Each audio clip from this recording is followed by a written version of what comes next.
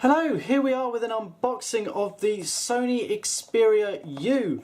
This is the black and pink version. There is also a white and yellow, but the black and pink is the more readily available unit and will be most widely seen. It's also known as the ST25i, and it supports GSM and GPRS frequencies of 850, 900, 1800 and 1900, and for 3G it supports bands 1 and 8, which is the 900 and 2100 megahertz frequency. So this is the more entry-level device in the Xperia family and sits below the Xperia P and the high-end device, the Xperia S.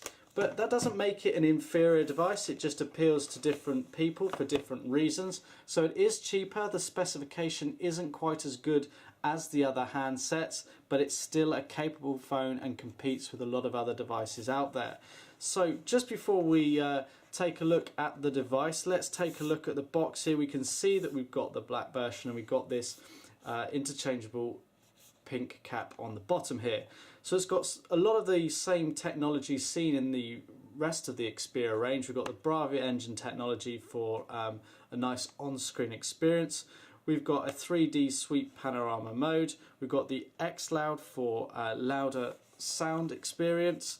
We've got a 1 GHz dual-core processor in this device, so it's by no means a slouch. It's very, very capable, but it doesn't quite compare to the 1.5 gig or the quad-core processors that we're now seeing. It's got a 3.5-inch touchscreen display, so it's a lot smaller than a lot of phones that are now having the 4.3-inch screens and even bigger. It's got a 5-megapixel camera. We've got a front-facing video camera as well, and we've got the ability to record in 720p resolution. So without further ado, let's open up the box and see what we get. So here is the Xperia U, which we'll come back to in a moment. We've then got a set of in-ear headphones with a 3.5mm jack for connecting to the device itself. We've got an inline microphone there as well. Fairly basic set of headphones, but perfect for getting you up and going. We've got a 3-pin UK mains adapter, conveniently packaged here. You pop that up to extend out to connect into the mains power. You've then got a standard USB port on the side of the mains adapter here, and you then use the supplied USB to micro USB cable. You connect the USB connection into the mains adapter and the other end into the device itself. For charging, you can also use this to connect the Xperia U to a computer for transferring data or actually charging the device. Also included is a screen protector. You don't get that with many devices nowadays. So you've got the screen protector, you've got the screen cloth and an applicator card. So there's one actually supplied in the box. One is already applied to the device screen, so in total you do in fact get two. We've got some documentation, a quick startup guide and regulatory information there. Nothing too exciting. Here we then have the interchangeable pink end cap, which we'll demonstrate in a bit more detail later on in this unboxing.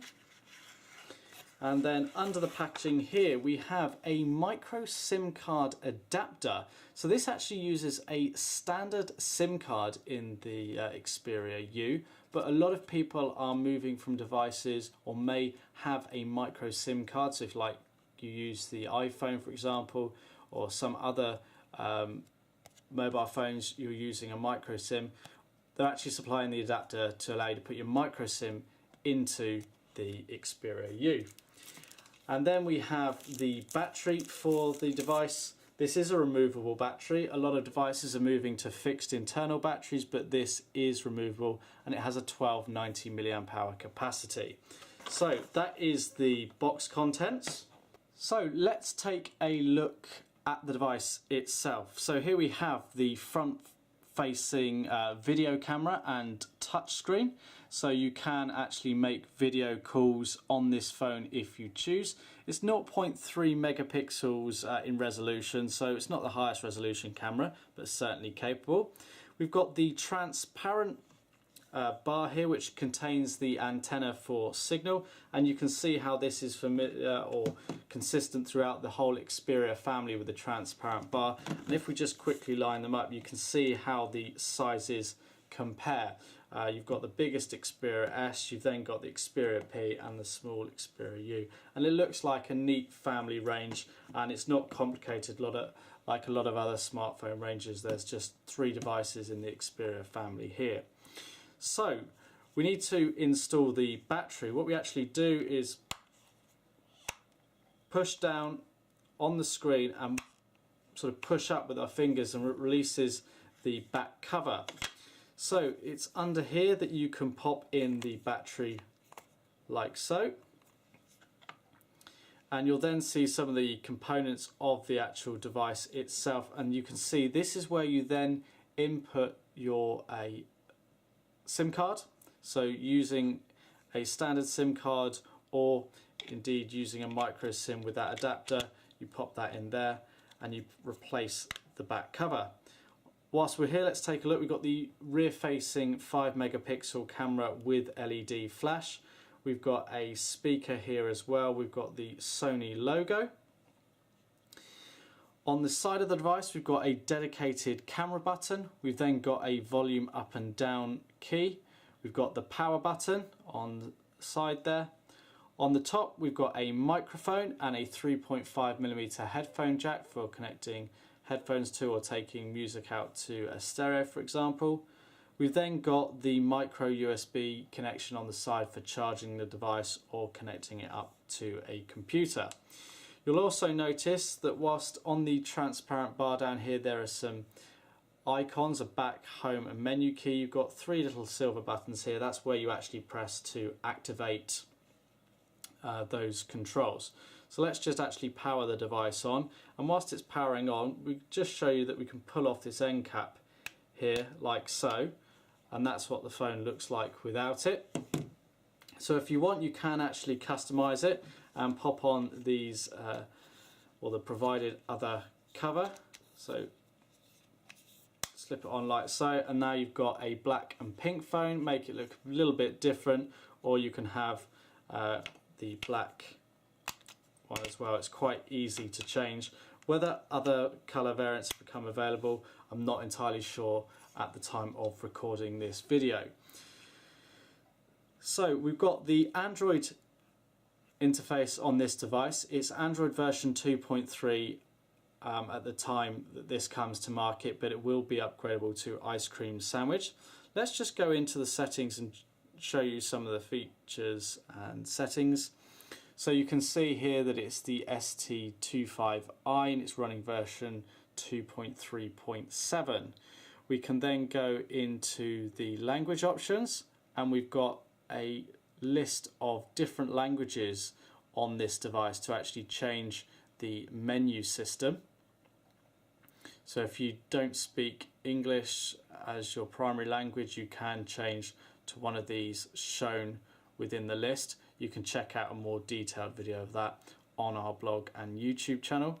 We can then go into the keyboard and change the language settings for the keyboard. So we can select various different keyboards from the list here. So if you actually communicate in different languages in a messaging screen, as we're about to show you, you may have the default English keyboard, but you can actually flick through to the different languages and write a message in those different languages. You can orientate the phone to landscape and type a message out, and this keyboard will come up in other applications such as email and web browser as well. Going back here to the home screen, we've got the standard phone dialer here. On the 3.5-inch screen, it's quite easy to type away. If you're used to bigger screens, it might be a bit more tricky. Or if you're coming to this device for the first time, not having used touchscreen, then you're probably going to find that this is a very good experience. Now, it's a Google Android device, so you can sync this up to Google accounts. You can add YouTube videos from the device. You can connect to Facebook, to Twitter. There's lots of capability in this phone. It only weighs 110 grams, so it's not particularly heavy at all. And because it's not a huge touchscreen on here, you'll actually find that battery life should be pretty good, and you've got the advantage that you can replace the battery if you choose. You've got the market here. Now, we're not signed into our account, so we can't access it. This is also referred to as the Play Store, as well as it's being rebadged. So in terms of applications, you've got many of the standard Google applications on here, from Gmail to Google Navigation, Maps. You've also got added Sony applications such as Video Unlimited and Track ID. These give you more capability and options with the device. Track ID is Sony's equivalent to Soundhorn or Shazam, if you've heard of those. You've got WhatsApp installed as standard. You've got Google+. You've got Wise Pilot as an alternative to navigation. You've got a barcode reader there, and you've got YouTube as well. So you've got all your different home screens that you can customize. Now, you may have noticed that this bar is actually illuminating blue. Well, thankfully, if you go into the settings here, you can actually change the theme, and depending on the theme you choose will depend upon the color that shows up in the bar below. So if we were to go to the amethyst one, we can now see that the illumination has changed. Now, that might not be everyone's cup of tea, but it's quite a nice feature, and it allows you to personalize your device a little bit more, and you know, depending on how you're feeling, you could have different themes, and then that bar changes. So that's kind of like a nice little touch for personalization over and above the ability that you have to actually customize your home screen by pressing and holding, adding widgets and wallpapers. So I've connected up to a wireless network here, and we're just going to go into the web browser to show you that. So we can navigate to a website of our choice. I'm just going to head to the Clove website here.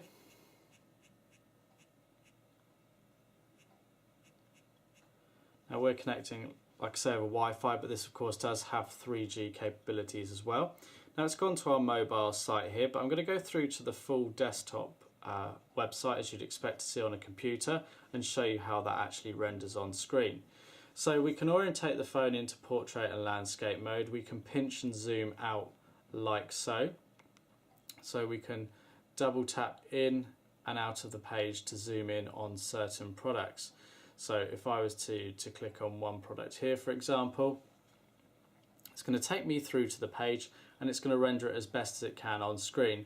Now, it's not very easy to read that text, as you could expect, but I can double tap in, and then it renders the text perfectly for the screen size and makes it considerably easier to read. So we can orientate in portrait and landscape mode like so. Now, you're probably interested to look at the camera on this device as well. So it's a 5 megapixel camera on here. You can flick between the photo and video options like so, and the icon here will change for that. We've got a number of settings. We can flick between the rear facing camera or the front facing camera. We can then change some of the options that we've got in terms of the scene modes, the exposure, the video light. If we then go into the camera, we've got different options in terms of scene modes. We can then, we can change the flash on the device as well, just here. We've then got more options by clicking menu as well to change things here. Now, it's not the most extensive range of options that you've got. You don't get all the filters and things that you do get on a lot of other devices, but there's a lot of applications through Google Play Store which will give you even more functionality for the camera. But Sony Xperia devices tend to take good pictures anyhow, better than a lot of other phones out there. It's not all about megapixels. There's more to it than that, and Sony brings a lot to the table here. So you've got Office Suite installed, you've got Astro File Viewer as well. Let's just head to YouTube and give you an idea of what the sound and video playback is like on this device. So I'm just going to play one of our videos from our YouTube channel here. Here we are with a side-by-side comparison of the LG Optimus 4X HD against the HTC One X. So I can orientate that in portrait and landscape mode. Models of each device here. Very similar. This is where the sound's coming out from. Phones. The One X.